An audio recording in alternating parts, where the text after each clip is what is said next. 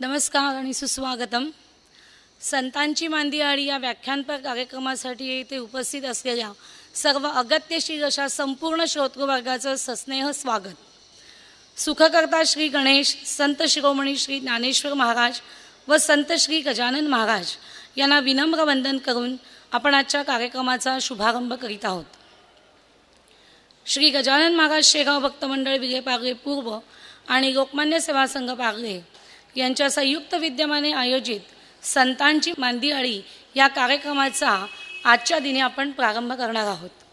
या कार्यक्रमाअंतर्गत ज्या असामान्य व्यक्तीच्या मार्फत आपण त्यांच्या ज्ञानसागरातले काही थेंब आपल्या ओंजळीत घेण्याचा प्रयत्न करणार आहोत ते आजचे आदरणीय व्याख्याते डॉक्टर अजित कुलकर्णी यांचे येथे आगमन झाले आहे. तरी दोन्ही संस्थांचे विश्वस्त पदाधिकारी व आपण भक्तिमार्गाची कास धरू पाहणारा श्रोतृवर्ग या सर्वांच्या वतीने त्यांचे सहर्ष स्वागत. आदरणीय डॉक्टर अजित कुलकर्णी यांच्या व्याख्यानाचा प्रारंभ होण्यापूर्वी माहितीदाखल काही गोष्टींचा उल्लेख इथे करीत आहे. आजपासून सलग 5 दिवस म्हणजे दिनांक 5 डिसेंबर 2015 वार शनिवार ते 9 डिसेंबर 2015 बुधवारपर्यंत विविध विषयावरती 5 वक्त्यांची व्याख्याने इथे होणार आहेत. त्याची रूपरेषा, व्याख्यात्यांची नावे, विषय, त्याचा तपशील याची माहिती आपल्याला मिळालेल्या पुस्तिकेमध्ये उपलब्ध केलेली आहे. त्यानंतर अधिक माहिती अशी सांगायची आहे की दर दिवशी व्याख्यान झाल्यानंतर आभार प्रदर्शन होईल व पसायदानाने त्या दिवशीच्या कार्यक्रमाच्या म्हणजे व्याख्यानाची सांगता होईल. आज प्रथम दीप प्रज्वलन होईल.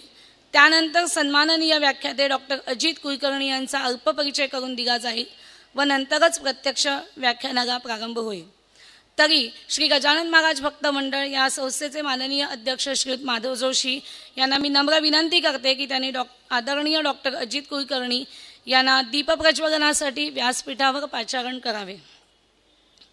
तसेच भक्त मंडळाचे विश्वस्त श्री मधुसूदन जोशी व लोकमान्य सेवा संघाचे कार्यवाह श्री प्रभाकर ठोसर व सौ पद्मजा जोग यांना नम्र विनंती अशी आहे की त्यांनीही दीपप्रज्वलनासाठी व्यासपीठावरती पाचारण व्हावे.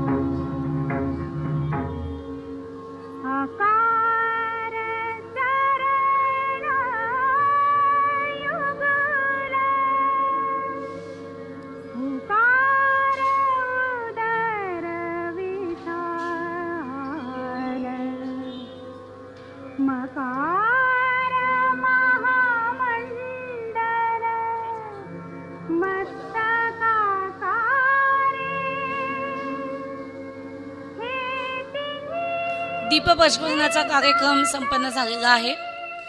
यानंतर मी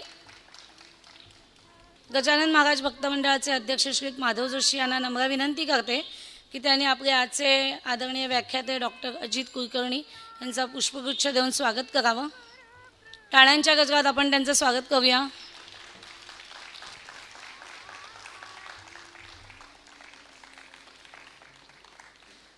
धन्यवाद. संतांची मांदियाळी अर्थातच ज्ञानाचा गंध ज्यातून दरवळतो, अनुभवता येतो अशी ही ज्ञानपुष्पमाला आणि या मागेतील सुमनांचा सुगंध अनुभवणे हेच या कार्यक्रमाचे प्रयोजन. देता किती घेशील दो कराने या उक्तीनुसार ही व्याख्यानमाला म्हणजे ज्ञानामृत आत्मसात करण्यासाठी सारे भांडार खुले करते परंतु किती म्हणून साठवून ठेवू या मनी अशी काहीशी अवस्था इथे आलेल्या श्रोतृवर्गाची होती. परंतु असेच काही अमौलिक ज्ञान आपल्याला ज्ञानाचे ज्ञान हे आज सलग 5 दिवस उपस्थित असलेल्या व्याख्यात्यांकडून मिळणार आहेत. आज उपस्थित असलेले आपले आदरणीय व्याख्याते डॉक्टर अजित कुलकर्णी यांच्याविषयी मी आपल्याला थोडी माहिती सांगणार आहे. समाजशास्त्र व तत्त्वज्ञान या विषयामध्ये मास्टर्स पदवी संपादन करून विद्यावाचस्पती डॉक्टर कुलकर्णी यांनी आपली डॉक्टरेट करताना तो विषय निवडला होता, तो म्हणजे श्री भगवद्गीता एक जीवन प्रणाली. टिळक विद्यापीठातून PhD करणाऱ्यांना ते विद्यार्थ्यांचे मार्गदर्शक आहेत. तर डॉक्टर कुलकर्णी यांचे सुमारे 800 लेख व 1000 काव्यरचना इतके साहित्य हे वृत्तपत्र दैनिक यातून प्रकाशित झालेले आहे. या व्यतिरिक्त सुमारे 15 पुस्तकांचे लेखन त्यांच्या हातून झाले आहे. प्रत्येक पुस्तक हे उल्लेखनीय तर आहेच, त्याची सविस्तर माहिती आपणाला जी पुस्तिका इथे कार्यक्रम व्याख्यानाला येताना जी देण्यात आली त्यामध्ये दिलेली आहे. गेली 45 वर्ष समाजामध्ये प्रवचन कीर्तन याद्वारे समाज प्रबोधनाचे कार्य ते करीत आहेत. श्री ज्ञानेश्वरी, श्रीमद भागवत, श्री दासबोध या ग्रंथांच्या आधारे संत महिमाचा प्रसार करणे यासारखे महत् कार्य त्यांच्या हातून होत आहे. वैदिक तत्त्वज्ञानाचा तसेच संस्कृत भाषेचा प्रचार देशांतर्गत तसेच परदेशातही करणारे डॉक्टर अजित कुलकर्णी हे गेली 50 वर्ष पंढरपूरची पायी करत आहेत. आज आपल्याला व्याख्याते म्हणून ते लाभलेले आहेत हे आपले भाग्यच म्हणावे लागेल. जवळपास 30 पुरस्कारांचे मानकरी असलेले डॉक्टर कुलकर्णी हे अतिशय एक विनयशील व्यक्तिमत्व. त्यांचे श्रीरामांनी सांगितलेला भक्तियोग या विषयावरचे व्याख्यान ऐकण्यासाठी आज आपण इथे जमलेलो आहोत. अपरिमित अशा त्यांच्या कार्याचा आढावा अगदीच थोडक्यात मी इथे विशद केला, परंतु आपण सारे त्यांचे बोल ऐकण्यासाठी उत्सुक आहोत. त्यामुळे आता मी डॉक्टर कुलकर्णी यांना अशी विनंती करते की त्यांनी त्यांच्या व्याख्यानाचा प्रारंभ करावा. धन्यवाद. हरि ओम. पूर्णमिदं पूर्णात् पूर्णमुदच्यते पूर्णस्य पूर्णमादाय पूर्णमेवावशिष्यते. नमः शान्ताय दिव्याय सत्यधर्मस्वरूपिणे स्वानन्दामृततृप्ताय श्रीधराय नमो नमः. कृष्णाय वासुदेवाय हरे परमात्मने प्रणतक्लेशनाशाय गोविन्दाय नमो नमः. आदिनारायणं विष्णु ब्रह्मणं च वसिष्ठकं श्रीरामं मारुतिं वन्दे रामदाससद्गुरु श्रीधरं.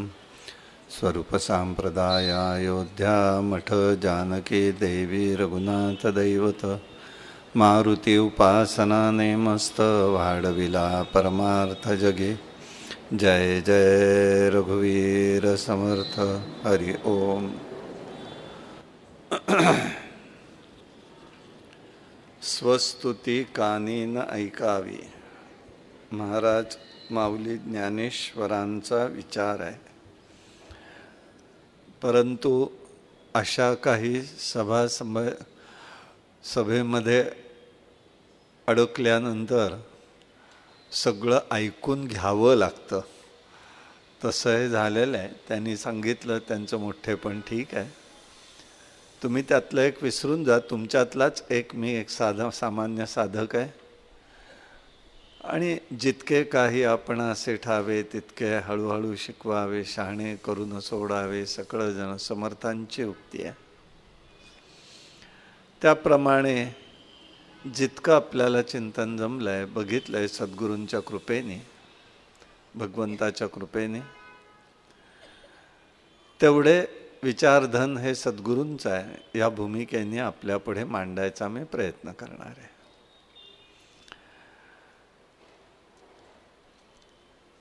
वास्तविक असं आहे, रामायण आणि महाभारत हे 2 महान ग्रंथ आपल्या भारतीय संस्कृतीचे दर्शक आहेत. एक महाकाव्य आहे, एक गद्य आहे. अनेकांनी अनेक प्रकारचं चिंतन व्यक्त केलंय. त्यामध्ये प्राधान्याने 5 रामायणांचा विचार सर्वसामान्यपणे तत्वचिंतनामध्ये केला जातो. वाल्मिकी रामायण, अध्यात्म रामायण वाल्मिकींचा संदर्भ आपल्याला सर्वश्रुत आहे, परंतु अध्यात्म रामायण म्हणजे शिव आणि पार्वतीचा संवाद आहे. शिव आणि रामाचं चरित्र आध्यात्मिक रूपाने सांगितलेलं आहे. आनंद रामायण आहे, अद्भुत रामायण आहे, भावार्थ रामायण आहे आणि तुलसी रामायण आहे. तुलसीदासांनी लिहिलेलं आहे. भावार्थ रामायण एकनाथ महाराजांनी लिहिलेलं आहे. प्रत्येकातली सूत्र सगळीकडे सारखी आहेत, परंतु काहींचा विचार हा अधिक रूपामध्ये व्यक्त झालेला, तो त्यांचा असलेला एक प्रचंड असा अनुभव आहे. उदाहरण द्यायचं झालं तर रामाच्या लग्नाचा प्रसंग सीतामाईंचा हा वाल्मिकी रामायण संक्षिप्त वाटतो, पण तेच भावरूपाने पाहिलं किंवा तुलसीदासांच्या रामायणात पाहिलं तर अत्यंत विस्तारपूर्वक आहे. मानवी मनाचे कंगोरे भावरूपाने कसे व्यक्त होत आहेत, सीतामाईंच्या असलेल्या मनाची अवस्था, ह्या सगळ्याचा मागोवा त्यामध्ये दिसतो. म्हणून ह्या साकल्याने तो विचार करावा लागतो की निश्चित कशा स्वरूपाची ही पात्र आहेत. आम्हालाच त्या ठिकाणी असे प्रश्न पडतात आणि काहीतरी आम्ही लिखाण लिहितो आणि काहीतरी त्याच्यावरती चिंतन करतो. परित्यक्त सीता. शेवटी मला असं सांगायला लागल्यावरती काही जणांना मला विचारावं लागलं, परित्यक्ता सीता, सीतामाईंनी तुमच्याकडे येऊन तक्रार केली होती का माझा त्याग केला म्हणून? म्हणजे आम्ही कोणत्या भावनेने त्याकडे बघतो याचा विचारच करत नाही आणि त्यांच्या मनाचा मागोवा घ्यायला आपण खरंच इतके सक्षम होतो का? म्हणून या संतांनी जे काही लिहिलं, या विचारामध्ये जे व्यक्त झालं त्याचं चिंतन करणं महत्त्वाचं आहे.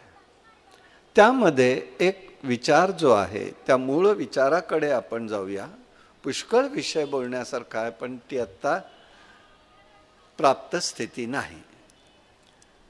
ज्या वेळेला रामाला अरण्यकांडातनं हा विचार येतो आणि ज्या वेळेला राम भगवती सीतामाईंच्या शोधाला निघालेले आहेत, तेव्हा पंपा सरोवरापाशी शबरीची त्यांची भेट होते मतंग ऋषींच्या आश्रमामध्ये.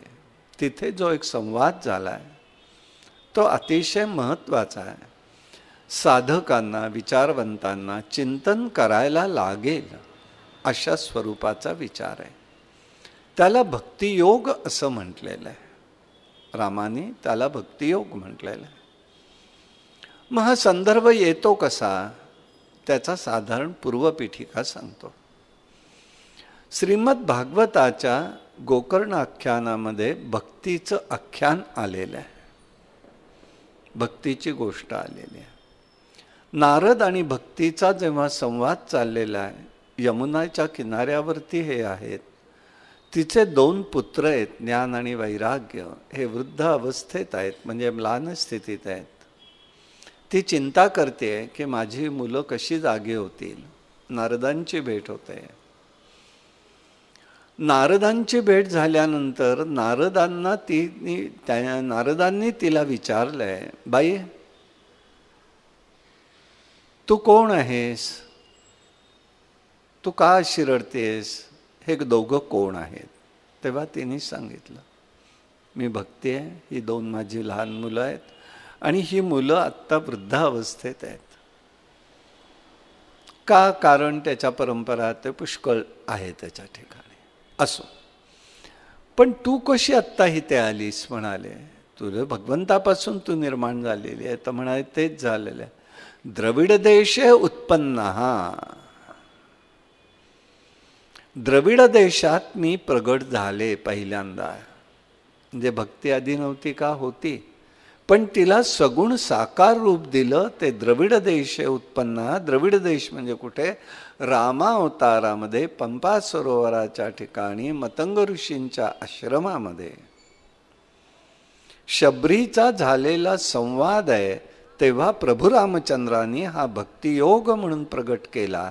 त्याचा संदर्भ भागवतापर्यंत लागतो. म्हणून या विषयाची निवड आपण या ठिकाणी केलेली आहे. ह्याच्यामध्ये बघत असताना लक्षात येतं की ज्या वेळेला ती वाट बघतेय, वास्तविक असं आहे की शबरी ही तिथे राहिलेली आश्रमात, मतंग ऋषी नाही आहेत. मतंग ऋषी हे तिचे गुरु आहेत आणि गुरूंनी सांगितलं पुढे त्रेतायुगामध्ये विष्णू हे रामस्वरूपाने येणार आहेत, त्यांना तुला पुढचं मार्गदर्शन करायचंय, ते येईपर्यंत स्वागतासाठी तू इथे राहा. वास्तविक तिचा देह पडलेला आहे, पण ती सूक्ष्म देहाने तिथे राहिलेली आहे आणि आपल्या गुरूंनी सांगितलं म्हणून राहिलेली आहे.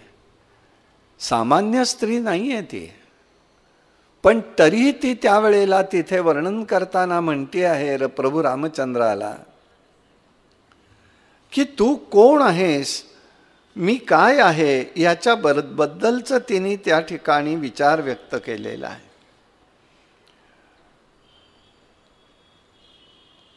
मी या ठिकाणी जी राहिलेली आहे ती कशी आहे. कृतातिथ्य रघुश्रेष्ठम मुनी अविष्टितम सहा अनुजाम शबरी भक्ती संपन्ना प्रांजली वाक्य प्रविवित. या आश्रमात माझे गुरु महर्षी राहत असत, त्यांच्या सान्निध्यात राहून अनेक वर्ष सेवा घडली आणि हा दशरथ पुत्र येईल त्या वेळेला तू या ठिकाणी त्याला मार्गदर्शन पुढलं करायचं आहे हे लक्षात घे. म्हणून ती ते रोज वाट पाहतीये, रोज वाट पाहतीये. आपण एक दिवस एखाद्याची वाट पाहिली, वेळ मागे पुढे झाली की कासावीस होतो. ही वर्षानुवर्ष वाट पाहतीये, आश्रम स्वच्छ करतीये, सडा सारवण करतीये. प्रभू माझे येतील म्हणून रोज वनामधली फळं आणतीये. शबरीची बोरं ही कल्पना आहे, पण कंदमुळं फळं ती मात्र रोज आणत होते. तिथे एक वेगळा संवाद झालेला आहे, पण आत्ता मी तिकडे जाणार नाही. तो कोणता आहे फक्त आपल्या कानावरती असावा की शबरीने त्यावेळेला बघावं माझ्या प्रभूला उष्टी बोरं, उष्ट म्हणजे आंबट कडू कसली फळं मिळू नयेत म्हणून ती रोज चाखायची आणि मगच ती तिथे ठेवून द्यायची. आज आला नाही माझा प्रभू आणि संध्याकाळी ते ताट ती गाईला पुढे करायचे. ज्या वेळेला रामचंद्र आलेले आहेत, लक्ष्मणजी आलेले आहेत, तेव्हा त्यांना इतका तिला आनंद वाटला. तू रामच आहेस ना रे, दाशरथ हे राम आहेस ना रे, मग काय करतोस, किती मी वाट पाहते तुझी, ये ये ये. तिला काय करावं हे कळलंच नाही. खरोखर ज्याला बावरून गेलं म्हणतो ना ते झालेलं आहे. म्हणजे एक मध्यकाळामध्ये, आताचं मी काही सांगू शकत नाही, मध्यकाळामध्ये ज्याप्रमाणे पहिल्यांदा जावई घरी आल्यानंतर सासूची अवस्था जी होत असते ती अवस्था आहे. आताची मी काही सांगू शकत नाही आहे, कारण काय सगळीच नाती बरोबरीची आलेली आहेत. आदर म्हणून हा भाग जो असतो ना तो कुठेतरी लोप पावतोय बरं.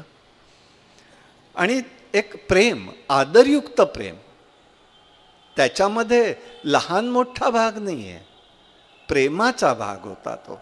आणि ती जी सासूची अवस्था होते ना ती तिची झालेली आहे. आणि ती त्याप्रमाणे ना अशी बघायला लागली, काय करतो हे काही कळे ना. म्हणजे असे आपल्याकडे भक्त खूप आहेत की खरंच काय करतो कळत नाही. आमचा भगवंत सुद्धा असाच एकदा विदुराकडे गेला बरं का. विदुराकडे गेला, बसलेला आहे. विदुर पत्नी एकटीच घरात आहे. तिला इतका आनंद वाटला, ती म्हणाली ये प्रभू ये, भगवंता आलास, काय करू मी तुला. काही करू नको म्हणाले, तू बस मी पण बसतो. आणि तू बस आणि मी पण बसतो, तर ती कोचावर बसते आणि त्याला खाली बसायला लावते, तरी तिला भान नाही आहे. बरं आता मी काहीतरी देणार तुला, तू घेतलं पाहिजे म्हणून केळीचा फणा आणलेला आहे. देवाला वर बसवलं, स्वतः खाली बसली आहे आणि त्याच्याकडे बघण्याच्या नादामध्ये काय करावं बरं तिने? केळ सोलावं, गाभा आपण खावान, साल त्याच्या हातात द्यावं, त्यांनी सुद्धा प्रेमाने ते खावं. शेवटी विदुरजी आले. अगो म्हणाले, तू काय करतेस, कळतंय का तुला काही? मी काही करत नाही, मी देवाला केळ देते, माझ्या देवाला. अगो उलट करतेस, तू गाभा खातेस. हो का? अगो बाई म्हणाले, असं कसं झालं माझ्या हातून? भगवंत म्हणाले, मी केळच खाल्लेलं आहे, तू काही काळजी करू नकोस, तू काही वाटून घेऊ नकोस. हा भगवत भाव फार वेगळा असतो, ही मानसिक अवस्था वेगळी आहे, ती तिथे झालेली आहे. आणि तिथे ती त्या ठिकाणी म्हणतीये की देवा, मी खरी आलेली आहे, मी आहे इथे, मी वाट बघते तुझी, मला या ठिकाणी सांगितल्याप्रमाणे मी तुझी वाट बघते. आणि त्यावेळेला तिने सांगते ती त्याला की हे देवा, मी काय करू? बहु दिससे राघवा तू भुकेला, तुला पाहिजे वा फलहार केला, तुझ्या कारणे म्या फळे गोड रामा, अगा आणली सेवी सीता अभिरामा. तुला जर मी ही फळं आणलेली आहेत, तू घे. भक्तीचं फार मोठं प्रतीक म्हणजे आमची शबरी आहे. अशी भक्ती आहे, अमोघ भक्तीची साधना तिथे व्यक्त झालेली आहे. आणि म्हणूनच या ठिकाणी भगवंताला ती सांगतेय की देवा, तू जर म्हणत असशील तर एक लक्षात घे म्हणाली आहे. तव दासस्य दासानां शतसंख्यो तस्य वा दासित्वे नाधिकार अस्ते कृत साक्षातैव हि कथम रामाद्यते दृष्टव्यम मनोवाग गोचरम स्तोतु न दाने देवेश किम करोषि प्रसीद मे. हे भगवंता, मी तुझ्यासमोर उभी आहे, पण खरंच मी उभी राहायला पात्र आहे की नाही मला कळत नाही. कारण असं आहे,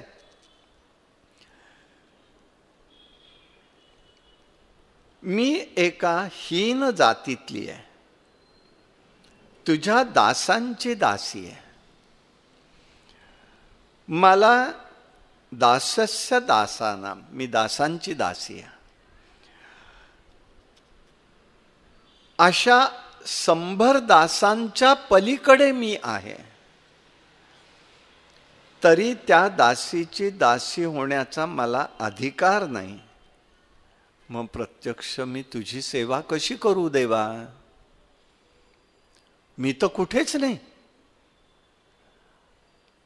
भगवंत प्रगट का होतात आणि भगवंताची अनुभूती काय येते, ही मानसिकता यातून कळेल. ही कशी संवेदनशीलता असते. लीनता आहे. लीनता म्हणजे लाचारी नाहीये, की मी कुठेच नाहीये, खरं म्हणजे भगवंता.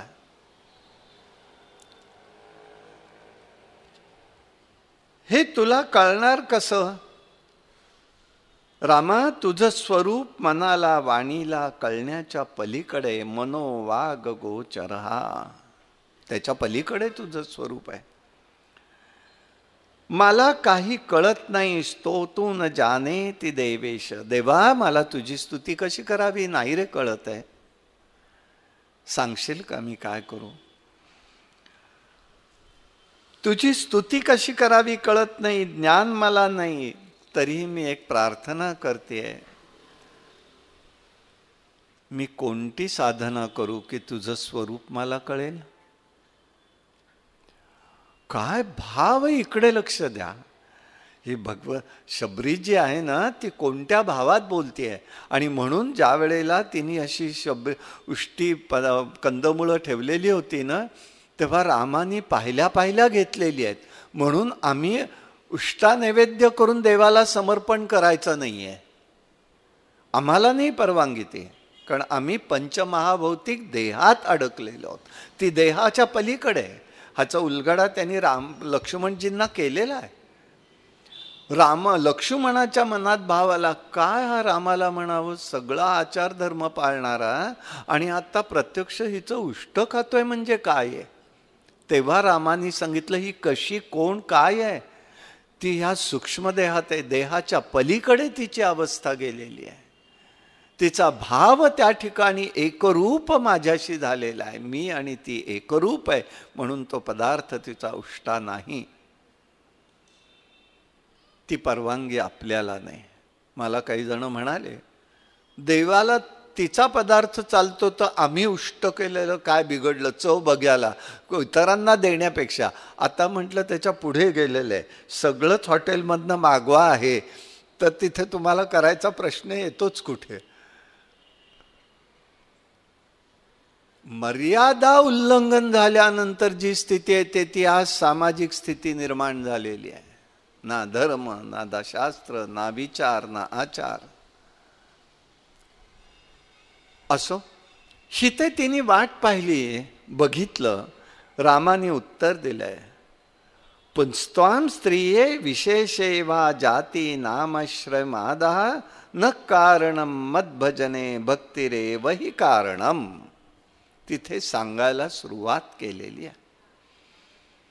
हे भक्ती एक लक्षात ठेव, माझी प्राप्ती करण्यासाठी पुरुष स्त्री हा विशेष किंवा जाती नाम आश्रम इत्यादी गोष्टी काहीही मध्ये येत नाही. फक्त एकच गोष्ट लागते, भक्ती हेच माझं एक साधन आहे. संपलं. दोन प्रकार आहेत भक्तीचे, साधन रूप भक्ती आणि साध्य रूप भक्ती. साधन भक्तीमध्ये श्रवणम, कीर्तनम, अर्चनम, दास्यम सगळं येत आहे, आत्मनिवेदनपर्यंत, ज्याचा दासबोधात समर्थांनी परिपूर्ण उहापोह केलेला आहे. त्याच्यामध्ये पहिलं श्रवण आहे. मी त्याच्याबद्दलचं एकच वाक्य सांगतो.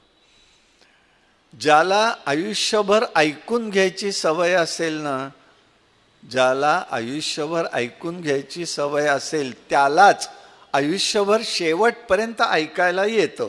नाही तर मग तो म्हणतो मला ऐकायला येत नाही. कारण का, तर आयुष्यभर कोणाचं ऐकलेलंच नसतं, त्यामुळे तशी अवस्था येते. म्हणून भगवंतानी अगदी सुज्ञपणे सांगितलेलं आहे, श्रवणम, पहिलं श्रवण करा. जो ऐकून घेतो त्याला शेवटपर्यंत ऐकायला येतं. ह्या गोष्टीसाठी तरी ऐकावं की नाही, कृती करायची की नाही वेगळं. नाही तर अभिमानाने मनुष्य म्हणतोच आहे, आयुष्यभरात मी कोणाचं ऐकलं नाही, हो ठार वेळा भैराम, काही बिघडत नाही, असं नसतं. प्रविष्टो अयम कर्णेंद्र, भगवंत उद्धवाला सांगतायत, अरे माझा जर प्रवेश होत असेल तर कर्णेंद्रातनं आत प्रवेश होतो.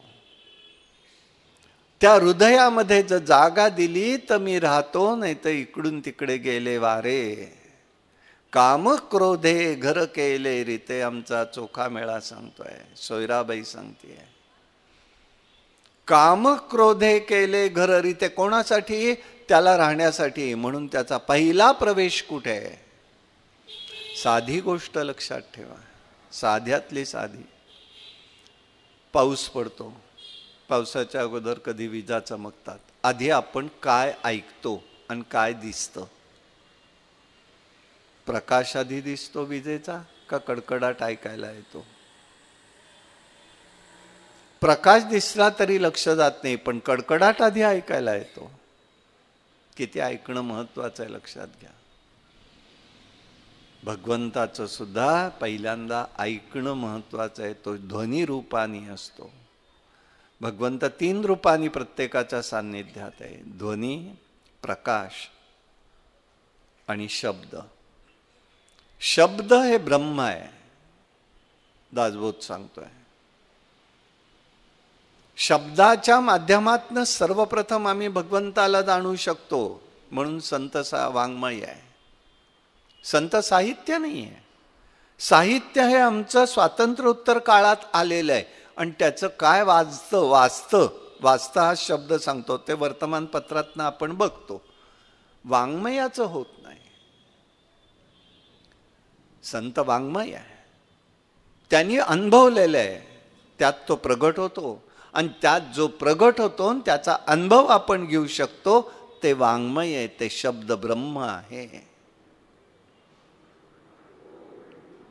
शब्दांच्या माध्यमातून प्राप्त होणारा परमात्मा, प्रकाशाच्या माध्यमातून प्राप्त होणारा परमात्मा आणि ध्वनीच्या माध्यमातून प्राप्त होणारा परमात्मा विषय स्वतंत्र आहे. जाता जाता फक्त कानावर घातलं.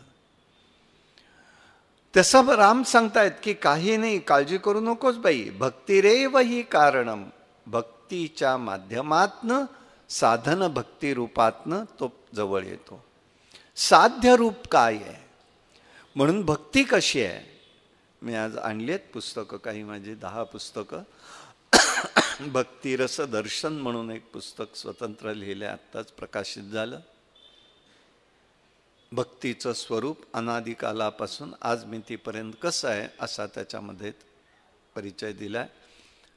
चैतन्य महाराज देगलूरकर पंढरपूरचे, त्यांनी प्रकाशन केलं आणि त्यांनी एक विचार व्यक्त केला, तो मी आपला सांगतो. सांगणं बरं नाही आहे, पण माहिती म्हणून बोलायचं की 6 षड्दर्शन म्हणून तत्वज्ञानामध्ये होते. आता याच्या पुढे 7 दर्शन म्हणून आम्ही सांगणार आहोत. आणि भक्तिरस दर्शन हे दर्शनशास्त्रात मोडणारा ग्रंथ हा तयार झालेला आहे, अशी त्याला प्रतिष्ठा त्यांनी दिली. म्हणून ही भक्ती कुठे आली. भक्तीचा उगम हा मूलतः भगवंताच्या पायात नाही. तिचं नाव साधन भक्ती आणि हृदयातनं प्रगट झालेली आहे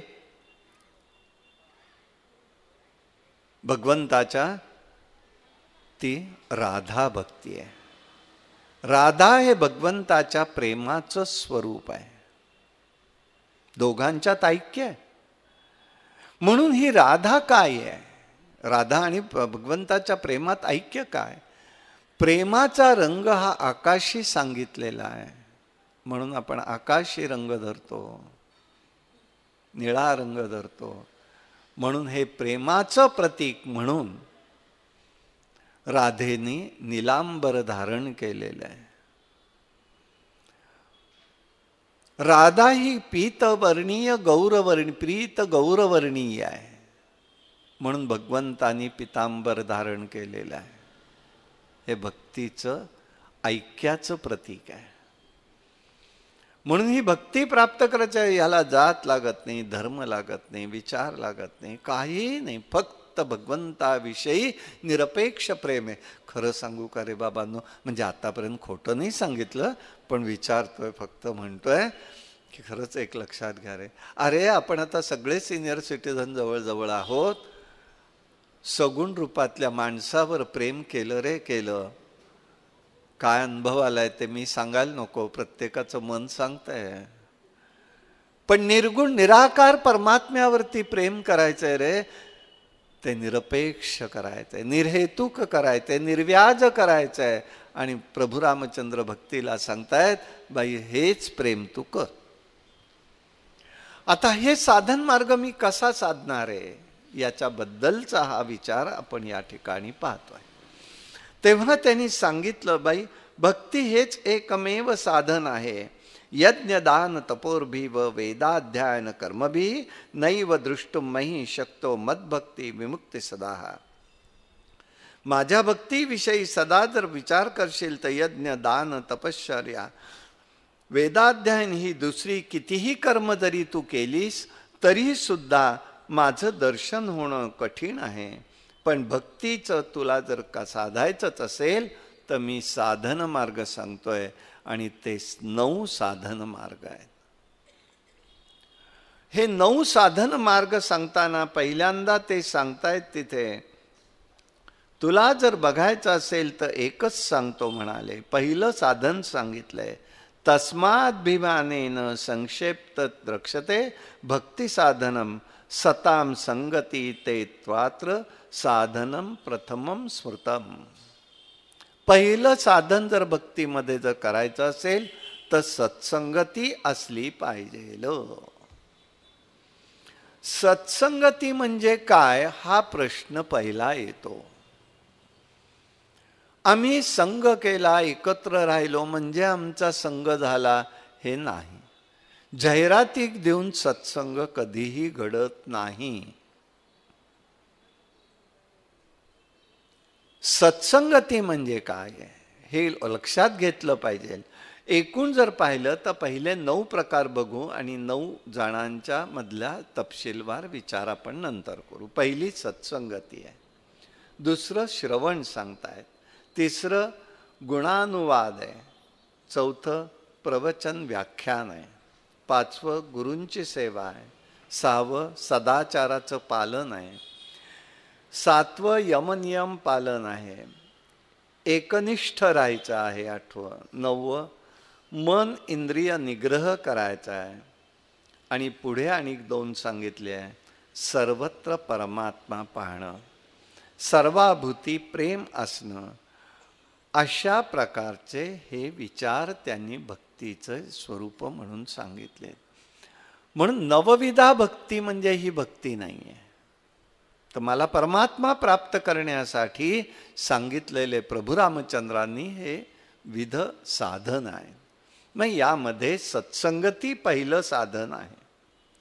सत्संगती म्हणजे काय आहे? एकत्र बसणं म्हणजे संगती आहे, जाहिराती करणं म्हणजे संगती आहे. मला अनेक जण विचारतात का तुमचा सत्संग कुठे असतो? मला म्हटलं काही कळतच नाही सत्संग म्हणजे काय. असे काही वाटून करण्यासारखी गोष्ट असते का? नाही रे बाबांनो. 3 पातळीवरती आमचा संघ असतो. एक मनाच्या पातळीवर असतो, एक बुद्धीच्या पातळीवर असतो, एक चित्ताच्या पातळीवर असतो. मनाच्या पातळीवरचा संघ कसा असतो त्याचं उदाहरण देतो. आता सर्वत्र एक टीप असते लग्न कार्यामध्ये, म्हणजे मध्ये आहेर कोणीही आणू नये, पुष्पगुच्छ आणू नये. अहो तेही संकट होतात ना, म्हणून लिहितात बिचारे. पण धर्मशास्त्र असं सांगतं की देवाकडे, सद्गुरूंकडे नववधूवर अपत्य, नवीन अपत्य या ठिकाणी लहान मूल जन्माला आलेलं वर्षापर्यंत प्रथम पाहताना रिक्त हस्तानी पाहू नये, हे धर्माची आज्ञा आहे. तुम्ही लिहा काय लिहायचंय ते, तो प्रश्न नाही. मी आहे काय ते सांगतोय फक्त. पण आम्ही लिहितो कौतुकाने, आणू नये. बरं ठीक आहे, लिहिलं. 2 मैत्रिणी आहेत, बिचारा ती मैत्रीण पत्रिका घेऊन येते, तिथे लिहिलेलं वाचते आणि ती सांगते की अगं ही खालची ओळ माझ्यासाठी नाही बरं का. ही म्हणते अगं जाऊ देत ना, हे सगळ्यांसाठीच लिहिलंय. नाही मी दिन ते तुला घेतलं पाहिजे. मग असं कर, तू सगळ्यांच्या समोर देऊ नकोस मला. मग म्हणते मी केळवणालाच तुला बोलवते तेव्हा देते. की मग ती म्हणते चालेल, हरकत नाही. केळवण होतं, काय द्यायचंय ते दिलं जातं. मी अशी शॉपिंगला गेले, जाता जाता मला ही साडी दिसली, पैसे नव्हते, बुक केली आणि दुसऱ्या दिवशी घेऊन आले. बघ तुझ्यासाठी, तुला आवडतो तो रंग आणलाय, नेसणार की नाही साडी? नेस, मी तुला आग्रहाने सांग. हो हो तू आणलीस एवढी प्रेमाने, मी नेसणार आहे नक्की. झालं, संवाद संपला, लग्न संपलं, देणं झालं, घेणं झालं, सगळं सगळं संपलं. 6 महिने गेले, मैत्रिणीची गाठ पडली. काय ग, मी दिलेली साडी नेसलीस की नाही? अरेच्छा, वस्तू देऊन गेली तरी मनाचा संघ संपला नाही, मी तिला साडी दिली. हा आमचा संघ आहे, हा आमचा संघ आहे. जाता जात नाही, मी हे दिलंय. हा संघ सुटला पाहिजे. असंगस्य त्यागः इति सत्संगः. असंगाचा त्याग करणं म्हणजे सत्संग आहे.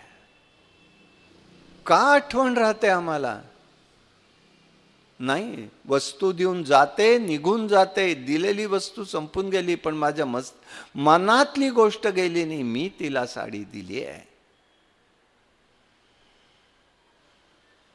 बुद्धीचा विषय.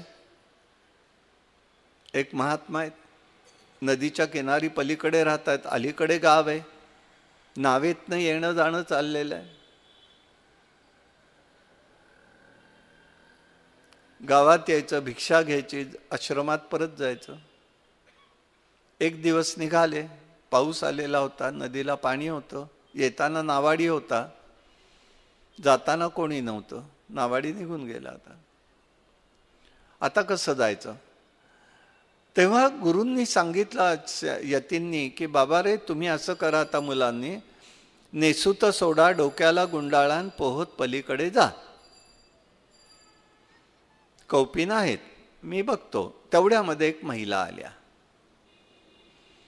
महिला रडायला लागल्या, पलीकडे जाता येत नाही, लहान मूल पलीकडे.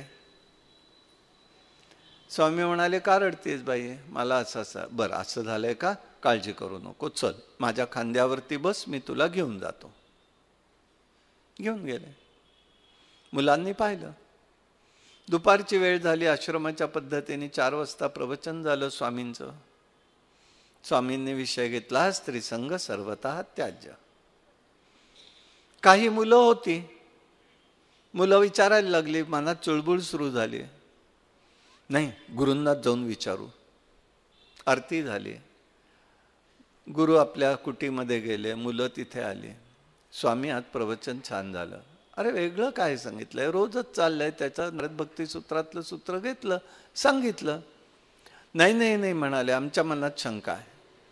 काय रे शंका? म्हणाले, तुम्ही आज छान विषय मांडलात, स्त्रीसंग सर्वतः त्याज्य, आणि तुम्ही दुपारी काय केलं? एक फार चांगली गोष्ट आहे, ज्याची त्यालाच विचारावं, त्याचं नाव धैर्य. याची गोष्ट त्याला विचारणं हा अगदी मूर्खपणा आहे आणि टीका करणं. मग ज्याला वाटते ना शंका, त्याने तोंडावर विचारावं ना, गरज असेल तर. आता त्यांनी विचारलं येऊन, तेव्हा विचारलं, त्यांनी सांगितलं. अरे बापरे, खरंच की असं झालं नाही का? हे बघा, काय म्हणावं याला, गुरुदेव सांगतायत, आचार्य. ती स्त्री माझ्या खांद्यावर बसली, ती आली, ती गेली तिच्याकडे, घराकडे, मी माझ्या कुटीत आलो, पण ती स्त्री तुमच्या डोक्यात बसली, ती अजून खांद्यावर उतरलेली नाही. अशी आमच्या डोक्यामध्ये अनेक जाळी जळमट साठलेली राहतात. संग कशाचा आहे? बघा, साधी गोष्ट ही मी सोडा तुम्ही, एखादी वाटलं तर. एक टीव्ही सिरियल जेव्हा आम्ही बघतो ना, एखादा कटू प्रसंग असतो, त्यावेळेला घरातलं वातावरण कसं होतं आणि किती वेळ विचार तुमच्या डोक्यात राहिलेला असतो. चांगला राहतो का? संग हा असा आहे, सत्याचा संग, सद्रूप जाणणाऱ्यांचा संग, सज्जनांचा संग, याला सत्संगती म्हणायचं. याचं कारण आहे, ज्याच्या संगतीत राहतो, ज्याच्या रूपात ह्याच्यात राहतो, तसा संस्कार हा चित्तावर घडत असतो. म्हणून आम्ही सत्संगामध्ये सावध पाहिजे. कोणाशी संग करतो? म्हणून एक काळ होता पूर्वीचा, आता सांगणं कठीण आहे. आता इंटरनेटवरच लग्न जमवतात आणि लग्न जमवल्यावरती कळतं की अरेच्छा, हे दुसऱ्याच कोणीतरी जातीचं होतं. मुंबईतलीच गोष्ट घडली आहे एका ठिकाणी. यासाठी पूर्वीच्या काळामध्ये मुलं पाहायची म्हणायचीच नाहीत. मुलं वर पाहायचा म्हणजे त्याला घरी जेवायलाच बोलवायचं. तो जेवतो कसा, पदार्थ पहिला खातो कसा, कोणाच्या संगतीत ती लोक आहेत, हे कुटुंब आहे, हे पाहिलं जायचं आणि मगच मुलगी द्यायची की नाही ठरवलं जात होतं. असो, काळ गेला, गतिमान जीवन झालं, असो, होऊ देत, त्याच्याबद्दल माझं म्हणणं नाही. पण त्याच्या पाठीमागचं सूत्र काय होतं हे मला सांगायचं आहे. म्हणून चित्तावरती संस्कार कसा घडत जातो याला महत्व आहे. आणि यासाठी जर काही असेल तर आम्हाला सत्संगतीमध्ये भक्ती प्रेम निर्माण होतं म्हणून त्यावेळेला संत आमचे असं सांगतात, हे भगवंता तुझे भक्ती सुख द्यावे मज प्रेम. तुझं भक्ती सुख आम्हाला दे. म्हणजे साधन भक्ती केल्यानंतर भगवंताकडनं मिळणारी भक्ती आहे, ते राधा प्रेम आहे, ते आम्हाला प्राप्त झालं पाहिजे. यासाठी सत्संग असला पाहिजे, त्याचा संस्कार. आणि एक लक्षात ठेवायचंय, चांगल्यापेक्षा वाईटाचा संस्कार चटकन होतो, चांगल्याचा संस्कार लगेच होत नाही. ही सूत्र आहेत काही काही, म्हणून काही काळ जावा लागतो. बुद्धी, प्रेरणा, चिंतन, स्फूर्ती हे सगळं त्यातनं निर्माण होत असतं. म्हणून याचा विचार करायचा आहे. प्रभू रामचंद्र सांगतात, संगतिरेवत्र साधनम प्रथमम स्मृता. दुसरं सांगताना सांगितलेलं आहे त्यांनी की तुला जर काही करायचं असेल तर माझ्या कथांचं श्रवण करा. म्हणजे भगवंताच्या कथांचं श्रवण करायचं आहे. श्रवण हा मगाशीच मी विषय आपल्याला बोललोय, परत फार तिकडे जात नाही. श्रवणाने एक वलय तयार होत असतं आपल्या भोवती. आणि भगवत कथांचं वैशिष्ट्य असं आहे, त्या अवीट आहेत. अवीट गे माये माय विटेना, जवळी आहे परी भेटेना, भेटेना जवळी आहे परी भेटेना. ज्ञानेश्वर महाराज सांगतायत, अरे भगवंता अवीट गोडी आहे तुझ्या नामाची रे बाबा, पण सान्निध्यात आहे. सता माऊलींचा समाधी सोहळा सुरू झाला आळंदीमध्ये. काय एक एक प्रेम त्या ठिकाणी. परिमलाची धाव भ्रमर ओढी, तैसी तुझी गोडी लागो मज विठ्ठला, तैसी तुझी गोडी लागो मज. ही त्या ठिकाणी अवीट गोडी आहे. ह्या कथा प्रेमाने आपलं अव्यक्तातलं दुरित नाहीसं होत असतं. पण ते नाहीसं होण्यासाठी भगवत कथा नाहीत, तर जशा जशा श्रवण करता तशी तशी तुमची गोडी वाढते का. मग राम नामी उपजे आवडी, सुख घडोघडी वाढो लागे. हे जर होत असेल तर आम्ही योग्य पथावरती चाललोय हे म्हणायला हरकत नाही. नाही तर आमचं चुकतंय हे नक्की लक्षात ठेवायचं. दुसऱ्यांनी सांगायची गरज नाही. थर्मामीटर आपल्याजवळच असावा. आमची साधना आणि आम्हाला प्रेम हे वृद्धिंगत झालं पाहिजे. आज कंटाळा आला म्हटलं की तिथे संपलं, कुठेतरी संगतीचा दोष येतो. म्हणून श्रवणाला महत्व आहे. भगवंताच्या कथा श्रवण सूत्र एकच असेल, पण त्याच्याकडे पाहण्याचा दृष्टिकोन प्रत्येक वेळेला भिन्न भिन्न सापडत जातो. हेच आपल्याला लक्षात येतं. म्हणून त्या कथा कधीही संपत नाहीत आणि कथांचं प्रेम कधी साधकाचं कमी होत नाही. म्हणून कथा श्रवण भगवंताच्या कराव्या, हे त्याचं वैशिष्ट्य आहे. नाही तर आता कथा नाही श्रवण केल्याचा परिणाम काय होतोय. सध्याचा बाजीराव मस्तानी काही संबंध आहे. आम्हाला काही कशाची कर्तव्यच नाही ना.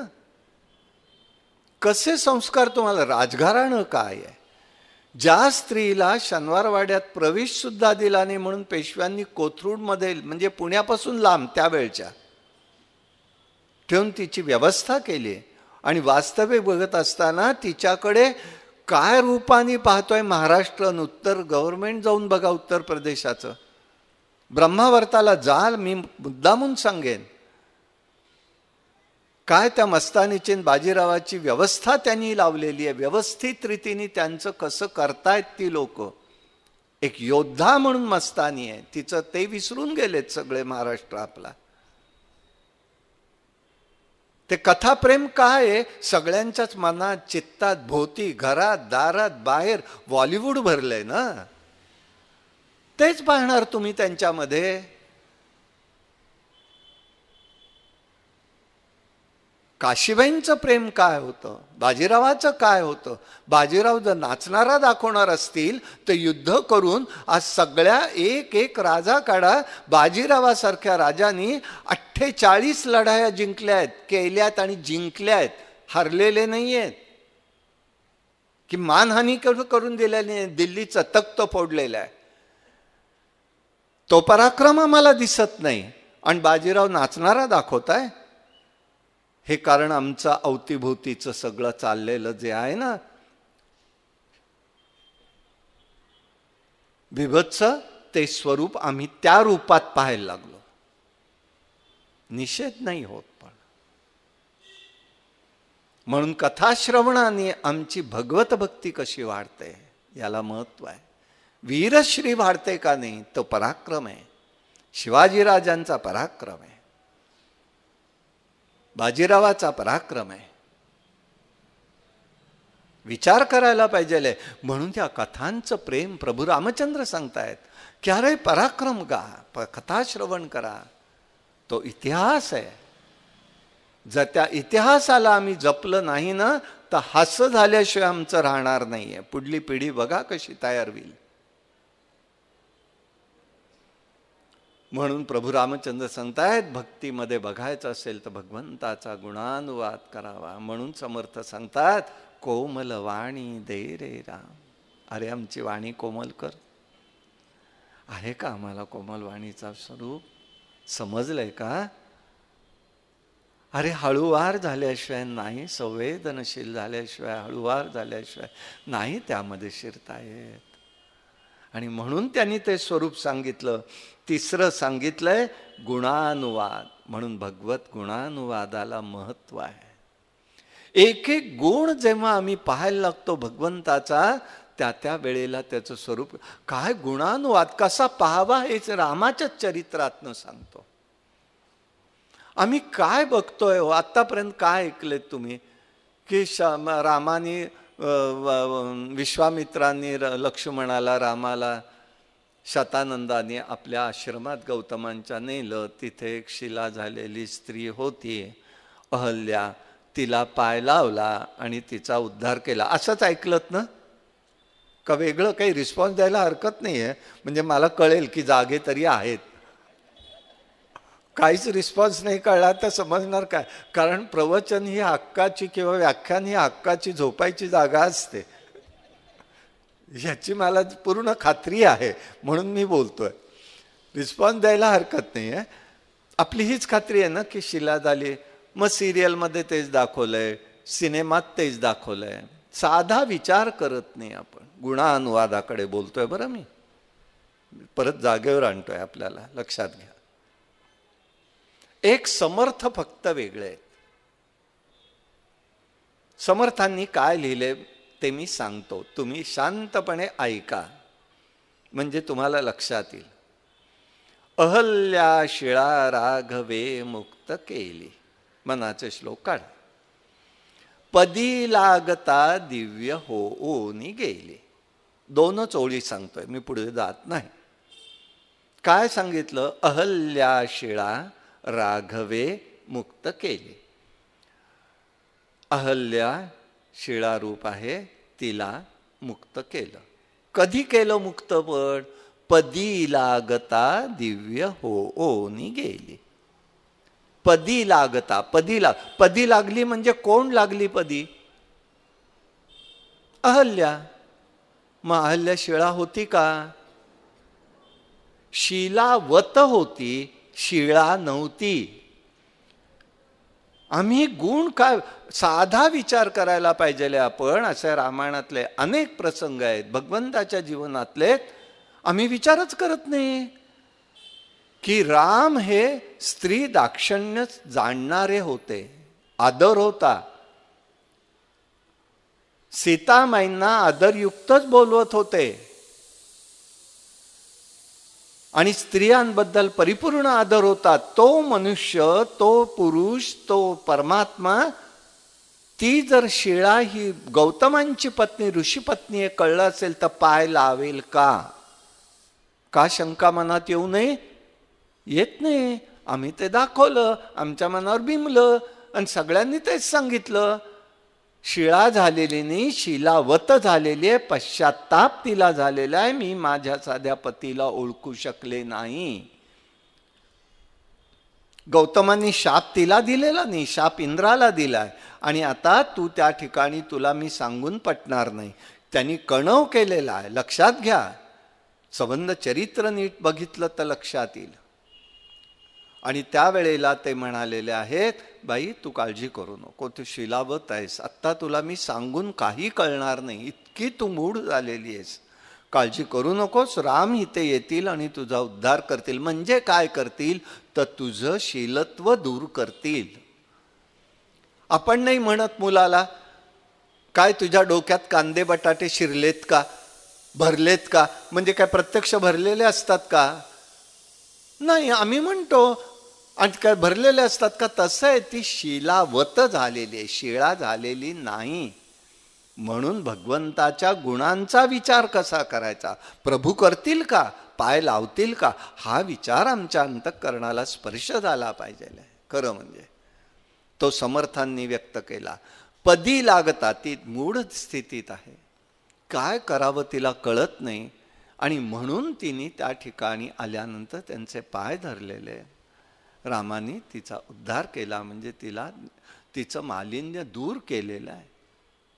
शतानंद जवळ आहे, मुलगा आहे गौतमांचा जवळ आहे, तो सेवा करतोय आश्रमात तिची.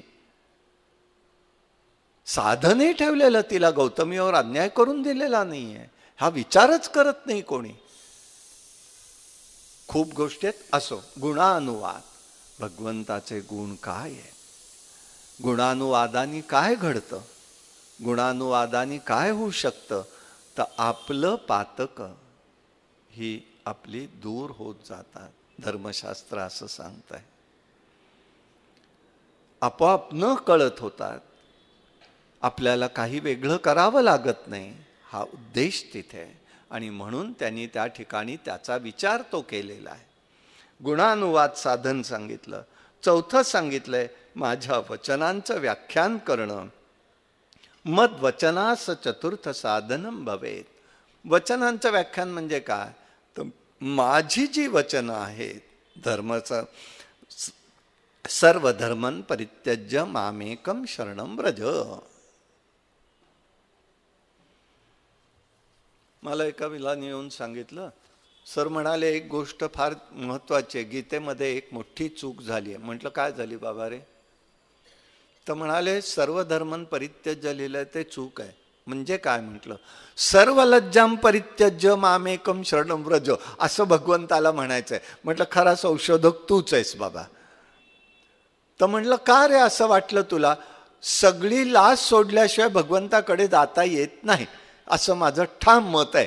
म्हटलं चांगली गोष्ट आहे, चालू देत तुझं.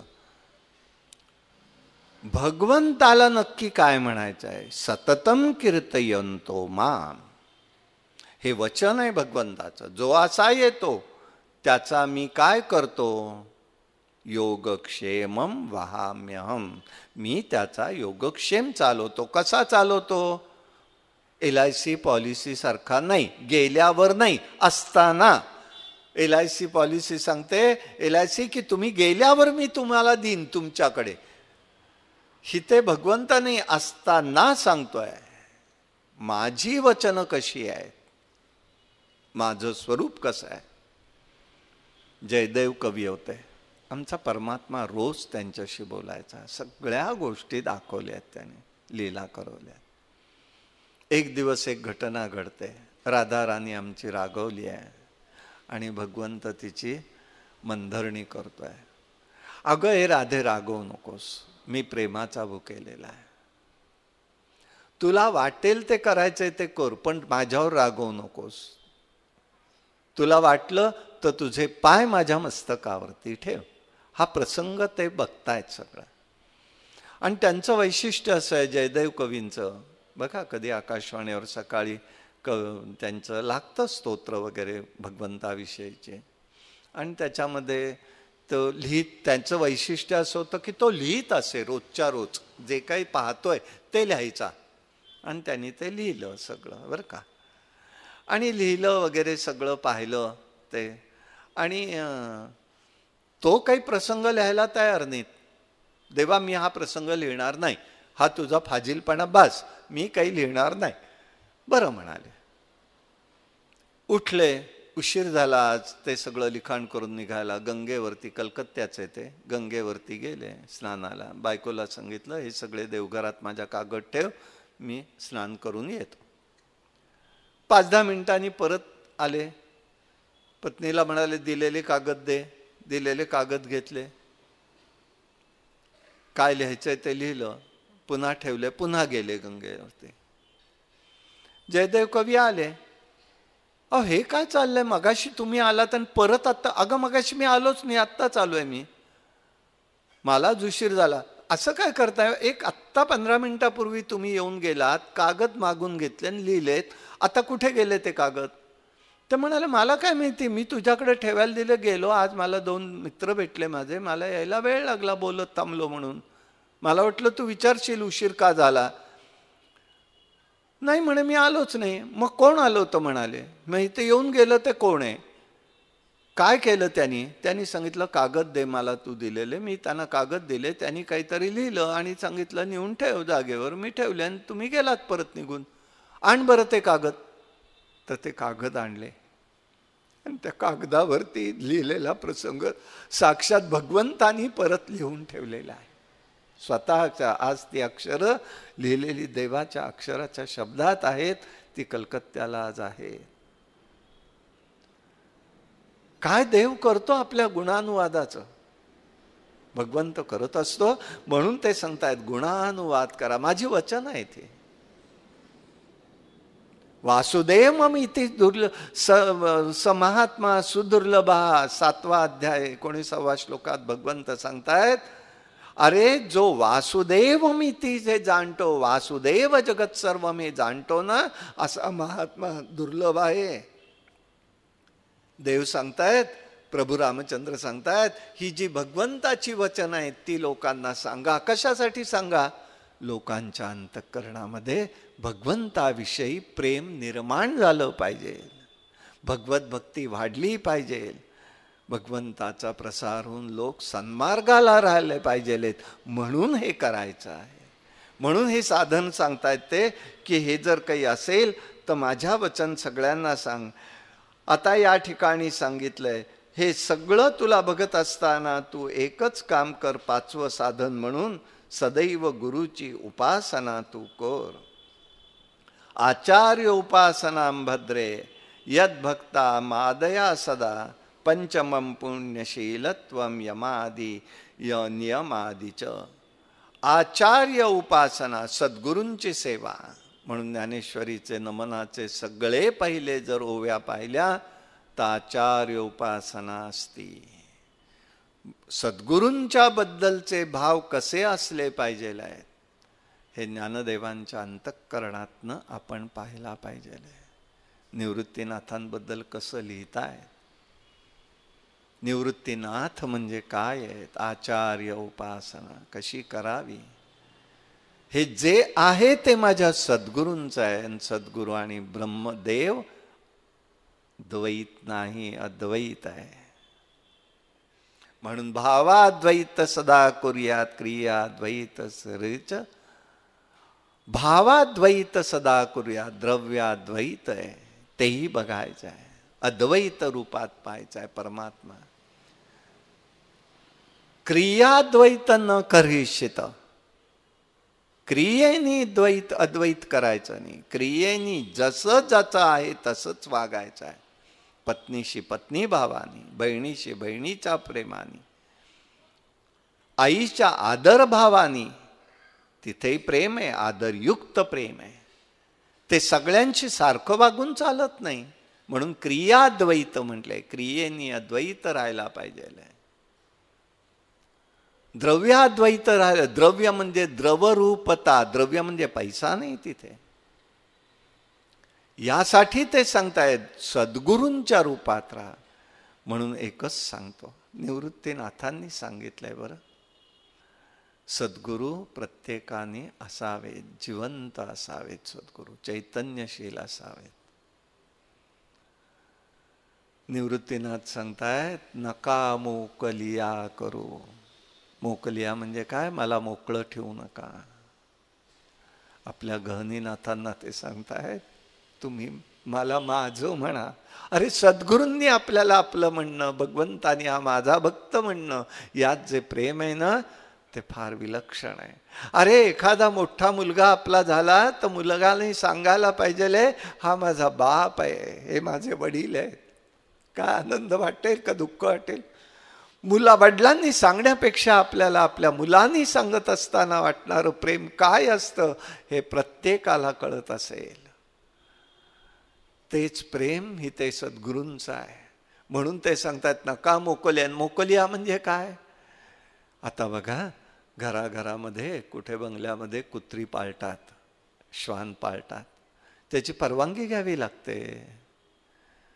नगर परिषद, ग्रामपंचायत, नगर परिषद, कॉर्पोरेशन, महानगरपालिका, काहीतरी कोणाची लागते परवानगी घ्यायला. ते बिल्ला देतात. तो गळ्यात असला आणि तो कुत्रा कुठेही सुटला तर येणारा जाणारा जो कॉर्पोरेशनची गाडी असेल तर त्याला पकडत नाही. का पकडत नाही? त्याला कोणीतरी मालक आहे, त्याला कोणी पकडत नाही. तसं मी जर इथनं देह सुटून गेलो तर मला कोणी येऊन पकडू नये. त्यांच्या लक्षात आलं पाहिजे हा अमक्याचा आहे, याला पकडता कामा नये. म्हणून निवृत्तीनाथ सांगतायत नका मोकलिया राहू. हे प्रभू रामचंद्रांना सांगायचं, मोकळं राहू नका, आचार्य राहा, कोणाचे तरी होऊन राहा. आणि कोणाचं तरी होण्यात जो आनंद आहे ते बंधन नाहीये. तत्वज्ञानात इमॅन्सिपेशन म्हणून त्याला म्हणतात. आणि ते इमॅन्सिपेशन फार महत्वाचं आहे. बद्धमुक्त स्वातंत्र्य. बंधनात जरी असलं तरी ते स्वातंत्र्याचं आहे आणि ते प्रेमाचं बंधन आहे. हे आज आम्ही ओलांडल्यामुळे आमच्या घराघराची, कुटुंबाची परिस्थिती विलक्षण घडली आहे. हे प्रभू रामचंद्र सांगतायत निष्कपट भावानी बुद्धीनी ही उपासना करायला पाहिजे. पुण्याचरणाची सवय ठेवायची आहे. यमनियमादी पालन करायचं आहे. ही अवस्था ते सांगतायत. यमनियमादीचं पालन का आहे? यम म्हणजे अंतरंग आहेत साठी आहे, नियम हे बहिरंगासाठी आहेत. रस्त्याने डाव्या हाताने चालावं अलिखित नियम आहे ना, का नाहीये? नाही चाललात तर काय घडतं आपण अनुभव घेतो की नाही? तसंच हे यमनियम आहेत. मन कसं शरीर शुद्ध ठेवायचं आहे, पवित्र ठेवायचं आहे, याचं कारण आहे. मनाने मनन केलं तर मनाची शुद्धी होते. चिंतन केलं तर चित्ताची शुद्धी होते. सत्कर्मानी बुद्धीची शुद्धी होते. स्नानानी शरीर शुद्धी होते. यासाठी हे सगळे प्रयोग आहेत. यम काय आहेत? कोण्याही जीवाचा न घडो मत्सर हे यमामध्ये येतं. आमच्या मनाने आम्हाला संकल्प झाले पाहिजे. दुर्बुद्धी ते मना कदा अनुपजो नारायणा. अरे नारायणा, दुर्बुद्धी कधी निर्माण होणार नाही एवढंच पहा रे बाबा. अशब्द ते वाणी नये माझ्या मुखा, त्याहूनी मुका बराच मी. नको मला ते शब्द. ही अवस्था एक त्यावेळेला आपल्याला येत असते, लक्षात ठेवायचं आहे. म्हणून ही ते रामचंद्र सांगतायत याप्रमाणे बघायचं आहे. यम नियम अहिंसा अस्तेय शौच संतोष ह्या सगळ्याचं पालन करायचं, आचार धर्म सांगतायत. पुढे त्यांनी 6वं साधन सांगितलंय, एकनिष्ठ राहावं. एक तत्व नाम दृढधरी मना, हरीची करुणा येईल तुझी, ते नाम सोपे रे रामकृष्ण गोविंद, वाचेची सद्गीत जपे आधी. हरिपाठामध्ये सांगतायत भगवंत. माऊली ज्ञानेश्वर महाराज सांगतायत अरे हे त्याचं एकतत्व, एकतत्वाने बघायचं आहे. म्हणजे इतर जाणायचं नाही असा अर्थ नाही. सर्वत्र परमात्मा श्रीहरी एक आहे याची जाणीव व्हायला झाली पाहिजे. एक तत्व ते आहे. मी जरी भगवती समोर गेलो तरी मला भगवंत दिसला पाहिजे. रामासमोर आलो तरी भगवंत दिसला पाहिजे. सद्गुरूंसमोर आलो तरी भगवंत दिसला पाहिजे. आणि सगळेच जण आले तरी मला भगवंतच दिसला पाहिजे सर्वत्र. वासुदेव जगत सर्वम दाता एक रघुनंदन ही आमची ठाम भूमिका झाली पाहिजे. हा विचार त्या पाठीमागे आहे. म्हणून कोणाचं तरी होऊन राहतो तेव्हा आम्हाला याचं स्वरूप जाणता येतं. कोणाचं राहावं ह्याची निवड आपल्याला करता आली पाहिजे. हा त्याच्या पाठीमागे भाव आहे. त्यासाठी त्यांनी सांगितलं एकनिष्ठता ठेवावी. मग ज्ञानाची असेल तर ज्ञान आम्हाला एकनिष्ठतेने पाहायला पाहिजे, अद्वैत रूपाने. कर्म निष्ठता आहे, कर्मामध्ये निष्ठता पाहिजे. कर्मामध्ये एक वैशिष्ट्य आहे, जळो माझे कर्म वाया झाली कटकट, केलं तरी बंधन आहे, न केलं तरी बंधन आहे. कर्म आम्हाला सावध रीतीनेच करावं लागतं. निर्दोष कर्म कसं होईल इकडे प्रयत्न केले पाहिजेत, हा भाव त्यामध्ये आहे. याप्रमाणे त्यांनी सांगितलं. हे 7वं साधन सांगितलं, 6वं सांगितलं. 7व्यामध्ये सांगितलेलं आहे त्यांनी मंत्राची सांग उपासना करायची आहे. मम मंत्रोपासकत्वम सांगम सप्तमम उच्यते. आता मंत्र आणि का सांग उपासना म्हणतात हे सांगतो. आता फरक आहे ते दोन गोष्टीचा. मंत्र आणि जपमंत्र यात दोन फरक आहेत. मंत्र म्हणजे काय आहे? मंत्राला शब्द आहेत पण शब्दाला अर्थ नसतो, पण सामर्थ्य असतं. जपमंत्राला शब्द आहेत, शब्दांना अर्थ आहे, अर्थाला मग सामर्थ्य आहे. म्हणजे कसं असं म्हणाल तर आता सध्या आपलं युग कोणतं आहे? कॉम्प्युटर. कॉम्प्युटर सुरू करताना आपण काय काय करतो? समोर आणा बरं नजरेवरती. आणि एक गोष्ट असल्याशिवाय कॉम्प्युटर सुरू होतो का? म्हणजे झालेलं आहे असं गृहीत धरतोय. वीज आहे असं सांगू नका मला. एका ठिकाणी असं सांगितलं वीज लागते, हे काही कारण नाही आहे बरं का. माझ्या विचारण्याचा तो भाग नाही. कॉम्प्युटर जेव्हा सुरू करतो, मला एखाद्या साईटवर जायचं असतं तेव्हा मी काय पहिलं करतो? पासवर्ड वापरतो ना, त्याच्याशिवाय जाता येत नाही ना. पासवर्ड म्हणजे मंत्र आहे. त्या पासवर्डच्या शब्दांना काही अर्थ असतो का? काहीही नसतो. पण तो आपण लावल्याशिवाय, लिहिल्याशिवाय ओपन होतो का? जी साईट पाहिजे ती होत नाही. म्हणजे आम्हाला पासवर्ड म्हणजे मंत्र आहे. मंत्र ओम ऐम रीम क्लीम चामुंडा विच्चे. काही अर्थ आहे का त्या मंत्रातल्या शब्दांना? शब्द आहेत, शब्दांना अर्थ आहे का? नाही. पण सामर्थ्य आहे. तुम्ही डायरेक्ट त्या ठिकाणी भगवतीपर्यंत पोहोचू शकता. हा त्याच्यातला अर्थ आहे. लक्षात घ्या, लक्षात घ्या. हा अर्थ आहे तिथे फार मोठा. मंत्राला शब्द आहेत, शब्दांना अर्थ नाही, पण अर्थाला सामर्थ्य आहे. असा जो असतो तो मंत्र असतो. म्हणून तिथे सांगतात सांग उपासना करावी. म्हणजे वेदोक्त मंत्र तसे आहेत. ओम गण गंगणात बोते मंत्र आहे, जपमंत्र आहे. हा मंत्र नाही आहे. मंत्र म्हणजे जो म्हणतोय असा वेदमंत्र नाही आहे. तर हा कसा आहे? जपमंत्र. जप त्याला अर्थ आहे, अर्थात प्रत्येक शब्दाला अर्थ आहे, त्या शब्दाच्या अर्थाला महत्व आहे, त्याला सामर्थ्य आहे, म्हणून तो जपमंत्र आहे. हे फरक आहेत. म्हणून इथे राम सांगतायत की काय आहे इथे? तर मंत्रोपासकत्वम सांगम सप्तमम उच्यते. म्हणजे मंत्र उपासना ही करावी साधकाने. पण कोणत्या मंत्राची? हा विचार त्यांनी इथे व्यक्त केले. दोन्ही मंत्राची सांगितलेले. मंत्र उपासना ही असली पाहिजे. पुढे त्यांनी सांगताना सांगितलेले सर्व ठिकाणी तुम्ही भगवत भाव ठेवावा. सर्वाभूती परमात्मा एक आहे. ज्या ज्या स्थळी जे जे भेटे भूत ते मानिजे भगवंत. आता भूत म्हणजे कोण असा प्रश्न पडतो.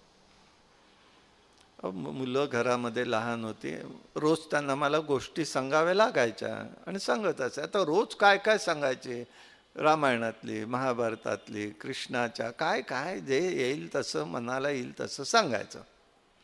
एक दिवस नेमक्या अशोकवनातल्या गोष्टीतली, अशोकवनातल्या सीतामाईंची गोष्ट सांगितली. अशोकवन, रावणाने सीतेला तिथे ठेवलं, सगळ्या महिला तिथे होत्या राक्षसिणी. बाबा राक्षसिणी कशा होत्या? म्हटलं राक्षसिणी काळ्या, अशा अशा कपडे घातलेल्या, केस सुटलेल्या, अमुक तमुक असं सगळं सांगितलं वर्णन. हो का बाबा, मग आत्ता येतील का? म्हटलं तू आठवण केलीस तर येतील. तेव्हा आता ते विसरून जायचं. झोपलाच की गेल्या त्या. झोपला. 2-4 दिवस झाले, आई आणि तो बाहेर गेले.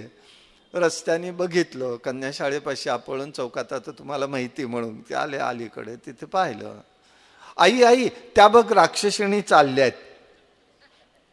आता हे ऐकल्यावरती तुला कोणी सांगितलं? बाबांनी सांगितलं. घरी आल्यावरती, कॉलेजमधनं घरी आल्यावरती विचारलं, हे काय गोष्टी सांगितल्या? म्हटलं काय सांगितलं? आज त्यांनी माझी रस्त्यात फजिती केली. म्हटलं काय केली? तर म्हणे रस्त्याने केस सुटलेल्या बायका तुम्ही सांगितल्यात त्या दिसल्या आणि त्यांनी सांगितलं ह्या राक्षसिणी आहेत म्हणून. ही भूत नाहीत हे मला सांगायचं आहे. पंचमहाभूत जी जे दिसेल ते ते सर्वत्र, ज्यांचा उल्लेख पंचमहाभूतांशी येतो ते ते सर्व भेटे भूत, ते मानिजे भगवंत. हे भगवंताला सांगायचं आहे. भगवंताचा भगवंत शब्द कसा आहे? श्री भगवंत. श्री हे त्याचं ऐश्वर्ययुक्त आहे. भ म्हणजे भूमी आहे, ग म्हणजे गगन आहे, व म्हणजे वायू आहे, आणि न म्हणजे तेज आहे. ह्या पाची रूपामध्ये एकच रूप व्यक्त होतं, तो भगवंत. हा भगवंत आहे. तो पंचमहाभूतात समाविष्ट झाला म्हणून त्या सर्व रूपामध्ये त्याला बघायचं. तो सर्वांच्या अंतर्यामी एक आहे हे जाणायचं. हे ज्याला जाणता येतं ते प्रभू रामचंद्र म्हणतात ही साधना आहे. म्हणून एक सवय आपण ठेवायला पाहिजे साधकांनी. काय ठेवायचे? मी समजा गजानन महाराजांचा भक्त आहे, मी माऊलींचा भक्त आहे, उदाहरण सांगतोय, तर मी ज्या ज्या ठिकाणी जाईन तिथे तिथे त्याच रूपात मी त्यांना पाहीन. मला दुसरं दिसता कामा नाही. ही होणारी साधना आहे. हे भगवत भाव वाढवणारी साधना आहे. भगवंताविषयीचं प्रेम वाढवणारी साधना आहे. मी ह्याला जाणणार नाही, मी त्याला जाणार. बघा तुम्ही काय गंमत आहे पांडुरंगाची आपल्या. एक पांडुरंग पाहिल्याबरोबर आमचे जगद्गुरु शंकराचार्य सांगतात, परब्रह्मलिंगम भजे पांडुरंगम महायोग पीठे तटे भीमत्यारम पुंडरीकाय दातृम मुनींद्रे समागत्य तिष्ठन तमानंद कंदम परब्रह्मलिंगम भजे पांडुरंगम. हा पांडुरंगच त्यांना तिथे दिसत असताना ब्रह्मरूपात दिसतोय. आमच्या नरहरी सोनाराला तो शिवरूपात दिसतोय. ज्ञानदेवांना त्रिभंग चरण दिसत आहेत. सुंदर ते ध्यान आमचे तुकाराम महाराज म्हणतायत, एकनाथ महाराज म्हणतायत, सम चरण सुंदर कासे कसिला पितांबर. अरे काय दिसतोय तो. आमचे निळोबारा म्हणतायत हा निळया आहे. निढळावरी कर ठेवूनी वाट पाहे. अरे त्यांना जे भावतंय ते चुकीचं नाहीये, पण एकच रूपामध्ये पांडुरंग हा किती जणांना किती रूपात दिसला तरी सर्वांच्यातलं एकच तत्व आहे, परब्रह्म रूप जे पांडुरंग. आमचे समर्थ पाहतात आणि ते त्याला विचारतायत, अरे तू गेलास कुठे? तू राजीव लोचन असलेला राम, तुझं कोदंडधारी धनुष्यबाण गेला कुठे? श्रीधर स्वामी महाराज त्यांना बघतात, म्हणतात काशयांबर वस्त्र धारण करणारे आपण परमात्मा, आज तुमचं वस्त्र गेलं कुठे? हे पाहण्याचा भाव सांगतोय. आपल्यालाही ही सवय साधकाची जर असेल तर परमात्मा फार दूर नाहीये, तो अंतरंगात आहे. त्याचं रूप प्रगट होईल. आणि कसं रूप प्रगट होईल? सोनियाचा दिवस आजी अमृते मी पाहिला, नाम आठविता परी प्रगट पैजाहला. नाम आठविता परी प्रगट पैजाहला, गोविंदा रे तुझे ध्यान, ध्यान लागो मना, गोपाळा रे तुझे ध्यान, ध्यान लागो मना. नाम आठविता परीही प्रगट पैजाहला, गोविंदा रे तुझे ध्यान, ध्यान लागो मना. आमचं नाम आलं की रूप येत नाही, रूप आलं तर नाम येत नाही. आम्ही नामस्मरण करतो. कसलं नामस्मरण करतो? माळा ओढण्याचं. माळ ओढायची गोष्ट नाही आहे बरं, नाम घेण्याची गोष्ट आहे. म्हणून आमच्या गोपींना भगवंत सांगतोय, अगं शोक करू नका. तुम्ही नाम घेतल्याबरोबर मी तुमच्या अंतरंगात प्रगट होतोय का नाही? काय त्या गोपींचं प्रेम आणि भाव आहे हो, काय सांगणार. आणि म्हणून हिते प्रभू रामचंद्रही तेच सांगतायत, काय बघायचंय की एक रूपाने बघायचंय. ती त्या ठिकाणी सर्व ठिकाणी तोच आहे. हे स्वरूप जो जाणतो त्याला हे दिसू लागतं. म्हणून या ठिकाणी काय करायचं ते त्यांनी आता 8व्या पातळीवरती सांगतायत. मनाचा आणि इंद्रियांचा निग्रह करायचा आहे. निग्रह, अग्रह नाही. काय लक्षात घ्या, का सांगतोय हे? लहान मूल आहे, शाळेत जात असतं, रडत असतं. आई त्याला कठोर मनाने सोडते की नाही शाळेमध्ये? सांगा बरं. आई जर म्हणाली तो रडतोय त्याला घरातच बसू देत, तर त्याचं होईल का शिक्षण पाणी? काही नाही. आईला हे मन कठोर करावंच लागतं, पाठवावं लागतं. तसं आमचं मन आहे, आमचं शरीर आहे. आम्हाला थोडा निग्रह करावा लागतो. आणि निग्रह थोडासा केल्यानंतर, आग्रहपूर्वक निग्रह करावा लागतो. आणि केल्यानंतर परमात्म्याची अनुभूती यायला लागते. म्हणून हे 8वं साधन सांगतायत, मनाचा निग्रह करायचा आहे. पडिले वळण इंद्रिया सकळ, भावतो निराळा पांडुरंग. पांडुरंग ध्यानी, पांडुरंग मनी जागृत, स्वप्नी पांडुरंग. आणि दुसरे नाही आता देवा, नेमिले चित्ता वाचो निया. पांडुरंग ध्यानी, पांडुरंग मनी जागृत स्वप्नी.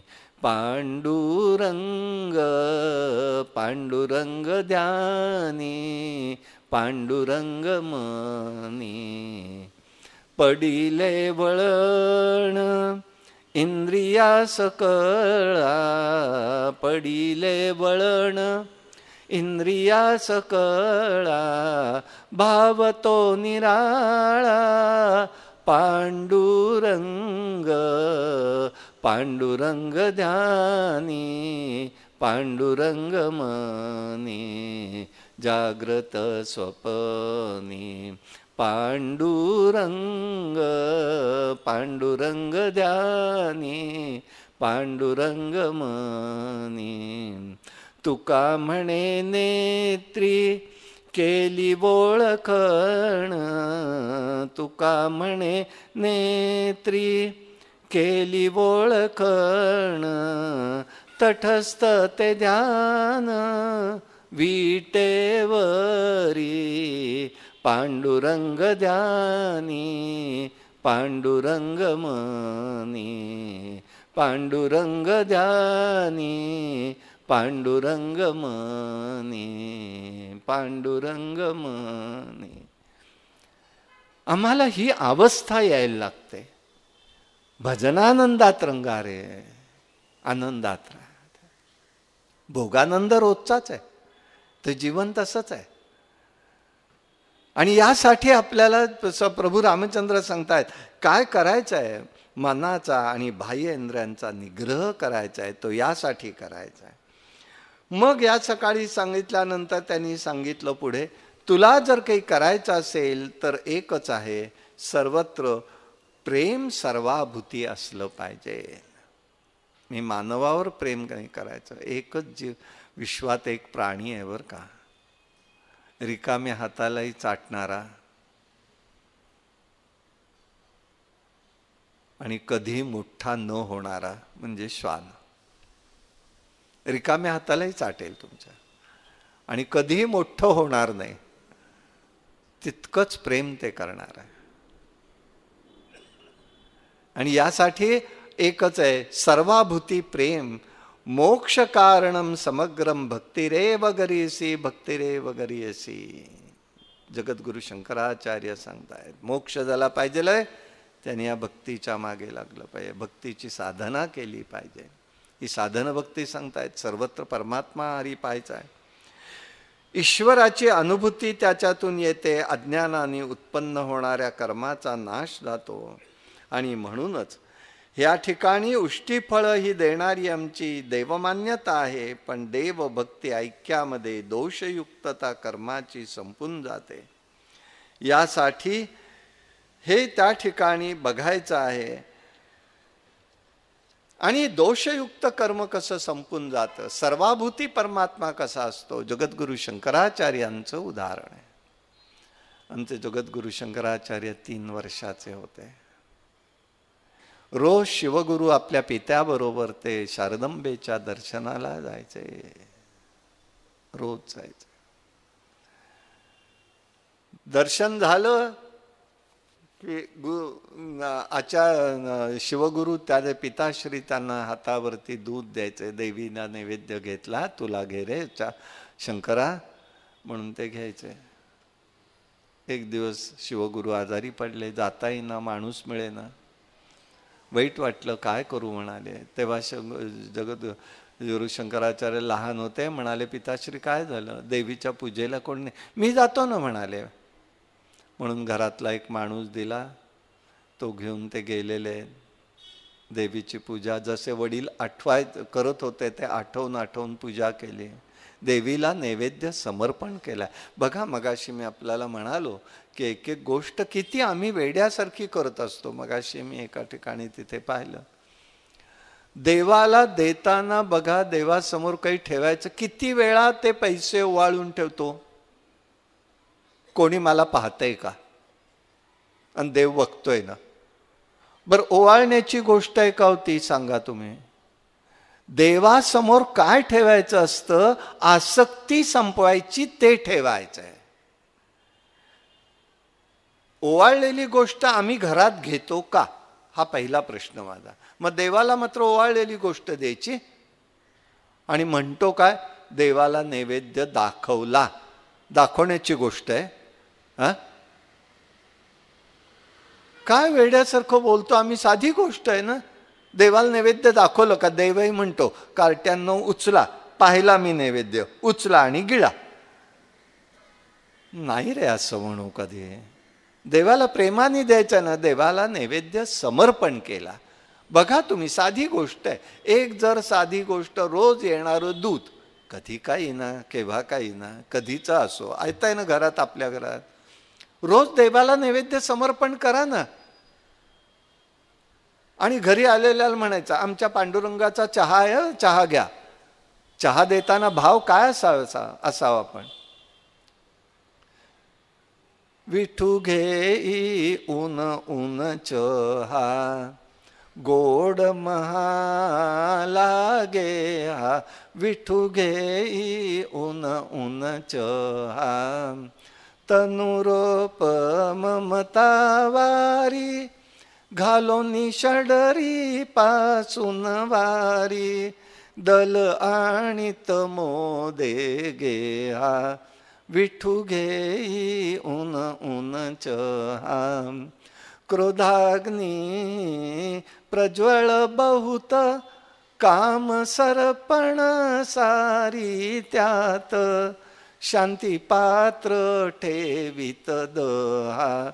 विठू घेई ऊन ऊन चहा, प्रेमाचे मी घालोनी पाणी, मद मत्सर उकळी आणि, टाकी चहा साखर मोहा.